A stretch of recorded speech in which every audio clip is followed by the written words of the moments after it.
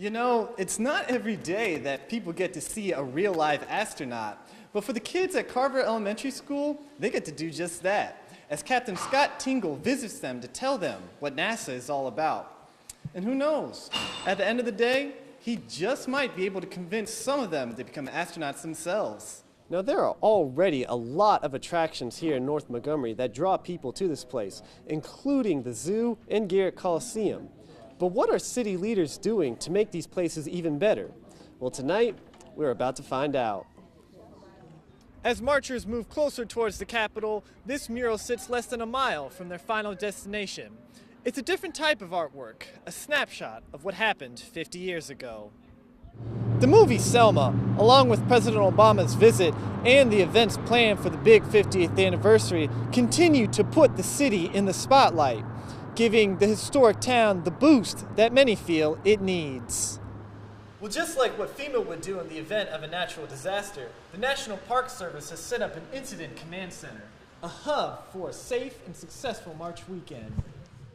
With the moratorium on new grocery stores being tabled by the council tonight, many residents who have showed up for tonight's meeting are hoping that the April 20th meeting promised by the mayor will actually mean something.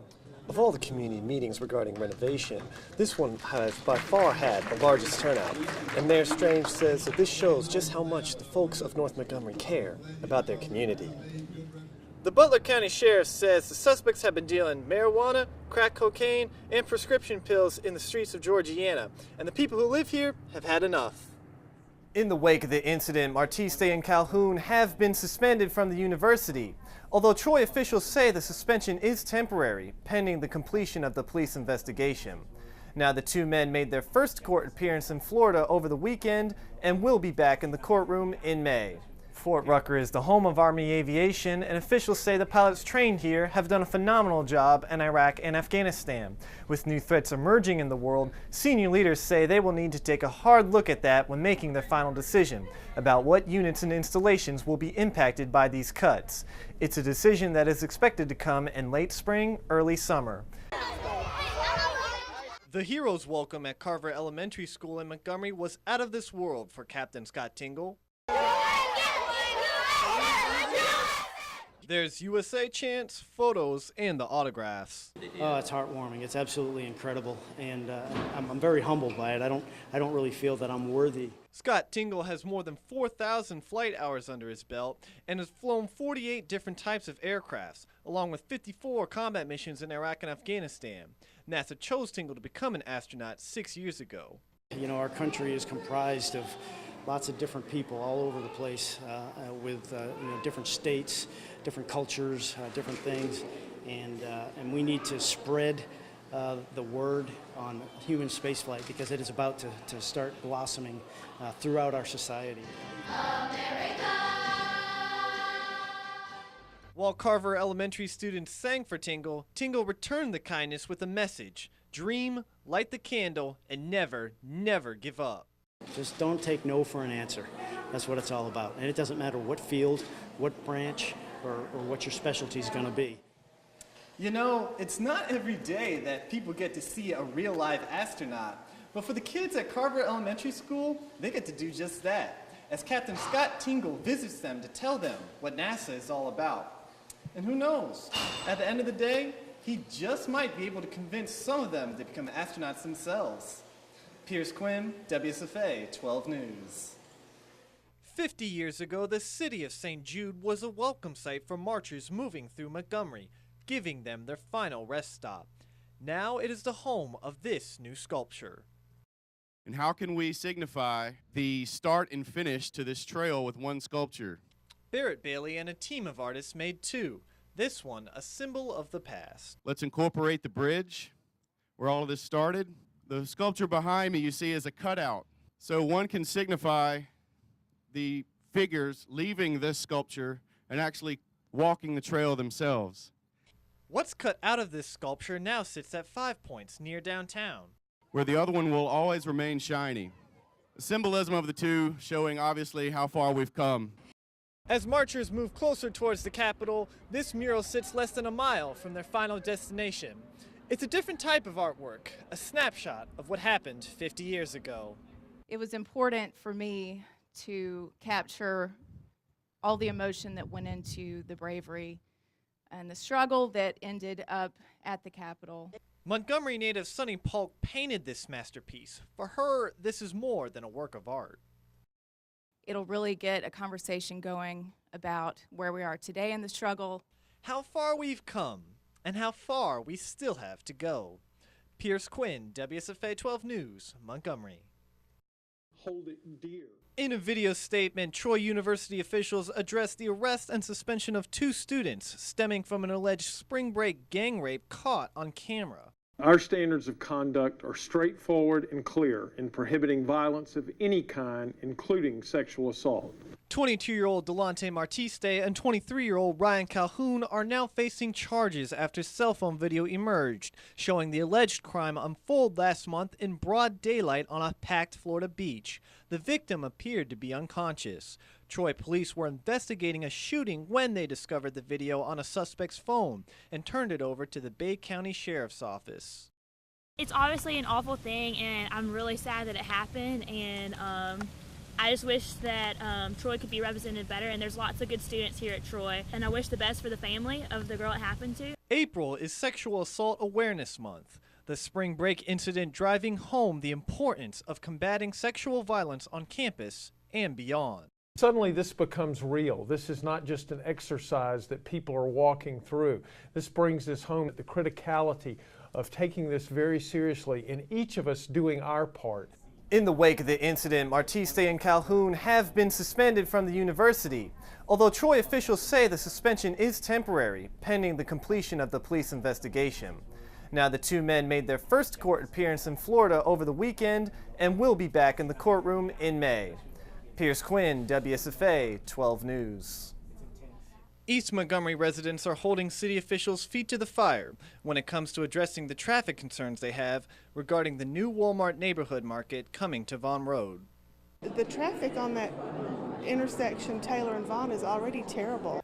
Councilman Glenn Pruitt tried to temporarily stop grocery stores from popping up in Montgomery so the city could do a land plan study to map out its future growth.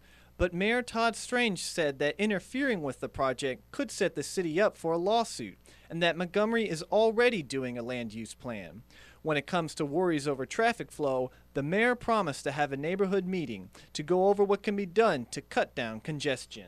And we'll bring all the principals around to make sure that we can do everything conceivable not to have traffic congestion in that area. With the moratorium on new grocery stores being tabled by the council tonight, many residents who have showed up for tonight's meeting are hoping that the April 20th meeting promised by the mayor will actually mean something. My faith is that the city council is sincere, so we'll see. Others who live and work in East Montgomery continue to have mixed feelings. I think that it was a done deal. The fix was in, and they don't really care what we say. We want it to be a great area of town. There's just no need to rush through this without examining everything that we can to make sure we get this right. Pierce Quinn, WSFA 12 News. While the big events are planned for Selma and Montgomery, in between the 2 cities, Lowndes County is also playing a crucial role. What we were designed for is to respond to events or emergencies that overwhelm a smaller park. Officials don't know exactly how many people will be in Selma this weekend, but they know it will be big. We have no idea. We've heard anything from 20,000 to upwards of 50,000. To ensure that March weekend events go off without a hitch, an incident management team made up of 50 to 70 park employees from across the country are busy preparing for every possible scenario in Lowndes County. You know, more than likely you get a crowd of 20,000 people, you're going to have either a child or even an elderly adult that's going to become separated from their party. And so we'll have what we call our reunification plan to get those folks reunified with their parties.